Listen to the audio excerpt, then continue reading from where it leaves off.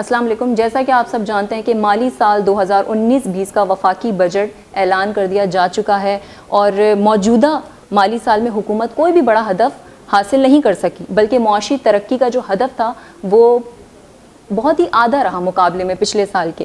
اس وقت ہم موجود ہیں چیمبر آف کامرس میں، جہاں ہمارے ساتھ موجود ہیں آصف شیخ جاوید صاحب. آئے ہم ان سے کچھ رائے لیتے ہیں اس بجٹ کے بارے میں. دیکھیے، جنرلی تو یہ کمپلیکیٹڈ بجٹ ہے اور ہم اس کو تسلیم کرتے ہیں کہ ملک اس وقت مشکل صورتحال سے دوچار ہے، اس سے نکلنے میں کچھ عرصہ درکار ہے. لیکن اصل جو پرابلم ہے، اور جیسے آپ نے بھی کہا کہ عوام خوش نہیں ہے، وہ عوام اس لیے خوش نہیں ہے کہ کوئی حکومت کی ڈائریکشن کوئی واضح نہیں ہو پا رہی کہ کیا آیا حکومت صحیح ٹریک پر ہے یا نہیں ہے. تو لوگ جنرلی ایک جنرل امپریشن یہ ہے کہ لوگ یہ سمجھتے ہیں کہ حکومت صحیح ٹریک پر نہیں ہے اور جو وعدے تھے وہ پورے نہیں ہو سکے. اس ٹیکس جو بجٹ انہوں نے پیش کیا ہے اس میں ٹیکسز کی بھرمار ہے اور کمپلیکیشنز ہیں. تو اس کی وجہ سے لوگ مارکیٹس میں اس وقت کام نہیں ہو رہا. ڈالر کی صورتحال آپ کے سامنے ہے، ڈالر بھی آؤٹ آف کنٹرول ہے. تو اس وجہ سے مارکیٹس، بزنس کمیونٹی اور جو عام پبلک ہے وہ اس بجٹ کو نہیں اپریشیٹ کر رہے، بلکہ آن دی کنٹری وہ سمجھتے ہیں کہ یہ ایک مایوس کن بجٹ ہے. اگر ہم بات کریں اس وقت ٹیکسز کی تو 550 ارب روپے ٹیکس، جو کہ ایک غریب طبقے کے لیے بہت ہی بڑا ایک بحران ہے، کیونکہ ہمارا جو امیر طبقہ ہے وہ تو پابندی سے جو ہے ٹیکسز ادا نہیں کرتا. تو آپ کا کیا خیال ہے، جو مڈل کلاس فیملیز ہیں اب یہ کیا کریں؟ سب سے پہلی بات یہ ہے کہ حکومت کو ٹارگٹ سیٹ کرنے چاہیے. کوئی ٹارگٹ ہوگا تو اس کو اچیو کرنے کی کوشش ہوگی، لیکن یہ جو 550 کا ٹارگٹ ہے یہ ان ریئلسٹک ہے. اگر آپ پچھلے ادوار میں دیکھیں، جس طرح سے دیکھیں، لوگ جنرلی وہی ہیں، گورنمنٹ میں بھی وہی لوگ ہیں جو پہلے بھی مختلف حکومتوں کے ساتھ لوگ تھے، تو زیادہ تر لوگ وہی ہیں. تو ہم نہیں سمجھ رہے کہ کوئی ایسی بڑی تبدیلی حکومتی وزراء میں یا کیبنٹ میں ہے. تو گھوم پھر کے لوگ وہی جو ہم سالہ سال سے چہرے دیکھ رہے ہیں وہی لوگ ہیں. تو پچھلے ادوار میں بھی یہ ٹارگٹ کلیکٹ نہیں ہو سکا. وہی ٹیمز ہیں آپ کے پاس، وہی FBR ہے اور وہی ٹیکس کلیکٹنگ ایجنسیز ہیں. تو پچھلے ادوار میں بھی آپ نہیں اس کو اپنے ٹارگٹس کو اچیو کر سکے. ٹارگٹ رکھنا ضرور چاہیے اور اچھی بات ہے. ہم تو سمجھتے ہیں کہ اگر یہ 550 کا ٹارگٹ اچیو کرتے ہیں تو یہ حکومت کی کامیابی ہے، اور حکومت کی کامیابی کا مطلب ہے کہ ملک کا فائدہ. تو ہم اس کو سپورٹ کرتے ہیں اور چاہتے ہیں کہ حکومت کے جو اہداف ہیں وہ حاصل کر سکے. لیکن صورتحال جو اگر آپ زمینی حقائق، گراؤنڈ ریالٹیز کو دیکھیں تو ایسا ہوتا ہوا نظر نہیں آ رہا بہرحال کہ یہ ٹیکسز. خواہش ایک الگ چیز ہے. پاسبل ہوگا کیونکہ یہ جو 550 ارب روپے کا جو ٹیکس ہے یہ تو مکمل طور پر ایک غریب طبقے کے اوپر آ چکا ہے. میں آپ سے عرض کروں، ایک بنیادی بات ہے جو کراچی چیمبر آف کامرس سالہ سال سے کہہ رہے ہیں، سالہ سال ہو گئے ایک ہی بات ہم کہہ رہے ہیں، ٹیکس نیٹ کو براڈ کریں، ٹیکس نیٹ کو براڈ کریں. آپ وہی آپ کے 20 لاکھ ٹیکس پیئر ہیں جس میں سے 9 لاکھ یا 10 لاکھ وہ ٹیکس پے کرتے ہیں، کچھ باقی جو ہیں وہ نیل کی ریٹرنز فائل کرتے ہیں. ٹیکس بیس جب تک نہیں بڑھائیں گے، لوگوں کو نیٹ میں نہیں لائیں گے، مسئلہ حل نہیں ہوگا. 27,000 FBR کے امپلائیز ہیں جنرلی، مجھے ایگزیکٹ فگر نہیں پتا، تقریباً 27,000 امپلائیز ہیں. اگر آپ ہر امپلائی کو جو ٹیکس کلیکشن سے متعلق امپلائی آپ اس کے ذمے کر دیں جی 15 لوگوں کو، نئے لوگوں کو ٹیکس نیٹ میں لانا ہے، کتنے لوگ نئے ایڈ ہو سکتے ہیں؟ کچھ تو پریکٹیکل کوئی کام ہمیں کرنا پڑے گا، کوئی اس کو سیریسلی لینا پڑے گا. جب تک ٹیکس نیٹ براڈ نہیں ہوگا، وہی جو ایک محدود طبقہ ہے اسی کے اوپر لوڈ بڑھتا جائے گا اور لوگوں کی چیخیں نکل گئیں. یہ جو ٹیکس نیٹ ہے جو آپ کہہ رہے ہیں کہ اسے براڈ ہونا چاہیے، تو کیا حکمت عملیاں جو اگر حکومت اپنائے گی؟ دیکھ، سب سے پہلے خوف و ہراس ختم کریں. جو بندہ ٹیکس نیٹ میں نہیں ہے وہ بہت خوش ہے، اور جو بندہ ٹیکس میں ہے، نیٹ میں ہے، وہ یہ سمجھتا ہے میری غلطی ہو گئی کہ میں نیٹ میں کیوں آ گیا. تو اگر آپ یہ میسج دیں گے، اگر ایک ٹیکس پیئر دوسرے جو نان ٹیکس پیئر ہے اس کو یہ میسج دے کہ ہاں تم صحیح ہو اور میں نے غلطی کر لی، تو اس طرح سے لوگ اس کو حکومت کی کیمپین میں شامل نہیں ہوں گے. اس کو لینینسی لینی ہوگی، لوگوں کو کانفیڈنس میں لینا ہوگا، لوگوں کو یقین دلانا ہوگا کہ آپ کو خوف و ہراس نہیں پھیلایا جائے گا، آپ کے پریمیسز پہ چھاپے نہیں مارے جائیں گے، گرفتاریاں نہیں ہوں گے. جرم کو کوئی بھی سپورٹ نہیں کرتا. کراچی چیمبر آف کامرس تمام اللیگل ایکٹیویٹیز کے خلاف ہے. ہم چاہتے ہیں کہ لوگ فائلر ہوں اور ڈاکیومنٹڈ اکانومی ہو. ہماری ممبرشپ ہم اسی کے لیے الاؤ کرتے ہیں جس کے پاس نیشنل ٹیکس نمبر ہے. اس سے بڑی کوئی بات نہیں ہو سکتی. ہم چاہتے ہیں کہ ڈاکیومنٹڈ اکانومی ہو، but at the same time ہم یہ بھی چاہتے ہیں کہ people should not be harassed. ان کو خوف نہیں ہونا چاہیے کہ میں نے اگر ایک NTN لے لیا تو کیا ہوگا. میرا چھاپا پڑ جائے گا, میرا کوئی ریکارڈ اٹھا کے لے جائے گا. یہ ساری چیزیں ختم کریں, لوگوں سے ٹیکس لیں, اور جس نے اللیگل کام کیا ہے اس سے بالکل ٹیکس کی ریکوری ہونی چاہیے.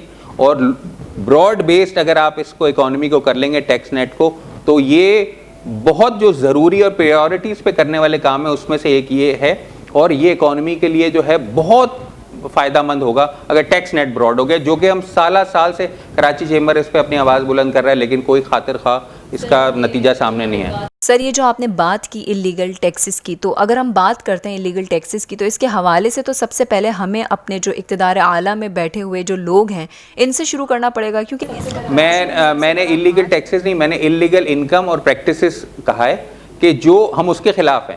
کوئی بھی اللیگل انکم ہے, انڈاکیومنٹڈ انکم ہے, ہم اس کے خلاف ہیں, ڈاکیومنٹ ہونا چاہیے.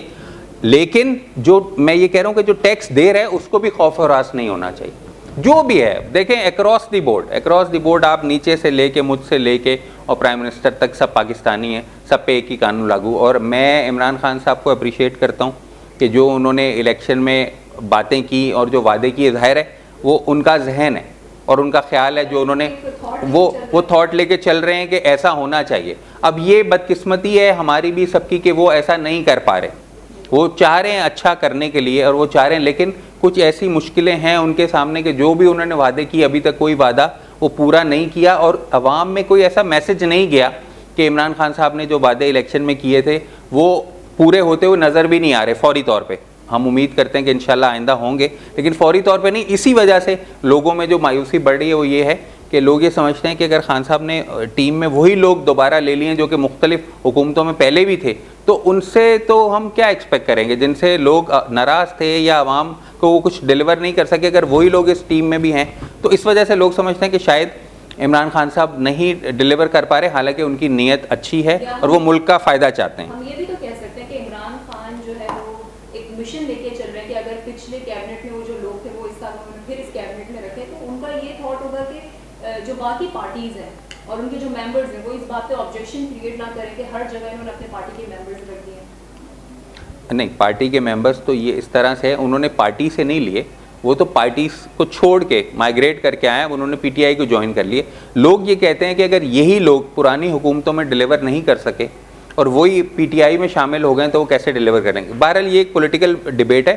ہم یہ سمجھتے ہیں کہ عمران خان صاحب کی نیت بہت اچھی ہے, وہ ملک کا فائدہ چاہتے ہیں اور ملک کی بہتری چاہتے ہیں, لیکن وہ میسج نہیں دے پا رہے لوگوں کو. بہت سارے وعدے انہوں نے کیے, جیسے میں آپ سے عرض کروں چھوٹی چھوٹی سی چیزیں ہیں جو اگر وہ اس پہ عمل درآمد کر لے حکومت, تو لوگوں میں بڑا اچھا میسج جائے گا اور لوگ سمجھیں گے کہ یہ حکومت رائٹ ٹریک پر ہے اور جو انہوں نے کہا تھا وہ کریں گے. ایک چھوٹی سی میں آپ کو عرض کر دیتا ہوں کہ پروٹوکول ہے, اس پہ کروڑوں روپے ڈیلی کے حساب سے پورے ملک میں خرچ ہو رہے ہیں. اگر عمران خان صاحب چاہتے ہیں, جیسے وہ ماشاءاللہ بہت دفعہ ریاست مدینہ کا بھی ذکر کرتے ہیں, تو وہاں تو کوئی پروٹوکول کا کوئی کانسیپٹ ہے نہیں.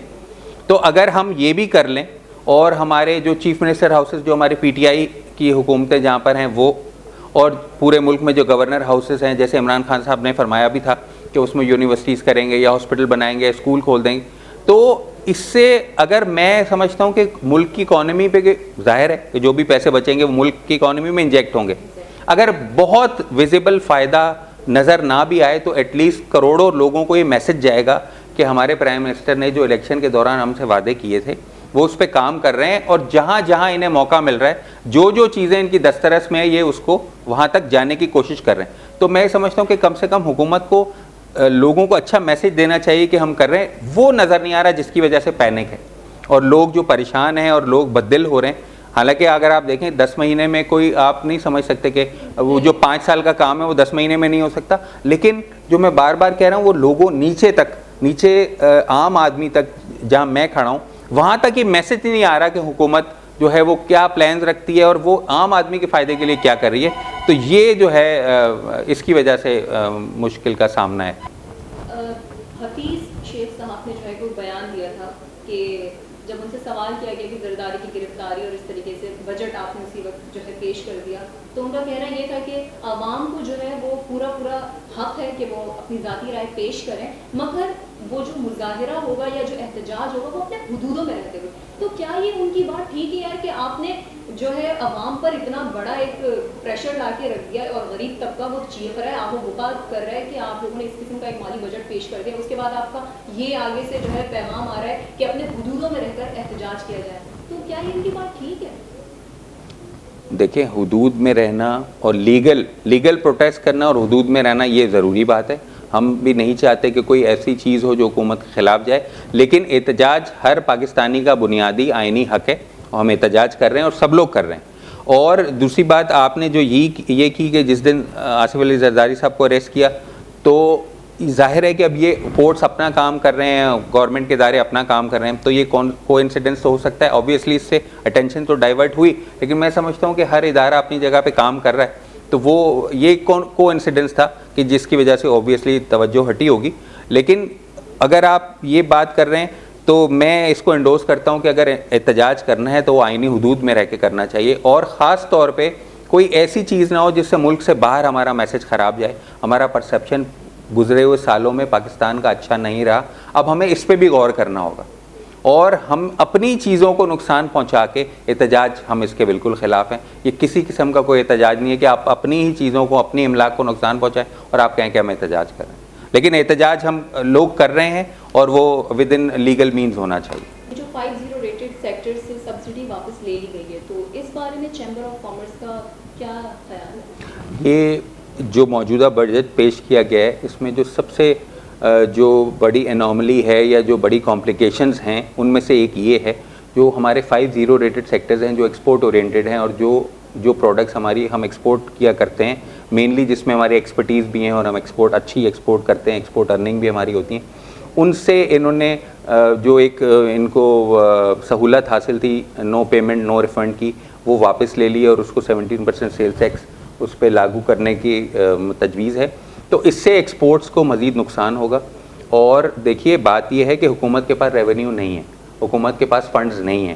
اگر حکومت پرانے جو ریفنڈز تھے ایکسپورٹرز کے اگر وہ ابھی تک نہیں دے پائی, تو وہ نئی جو کلیکشن کرے گی وہ کیسے ریفنڈ کرے گی؟ تو اس کی وجہ سے 50 سیکٹرز کے جو لوگ ہیں, جو ایکسپورٹرز ہیں, جو مینوفیکچررز ہیں, ان میں بے چینی پائی جاتی ہے.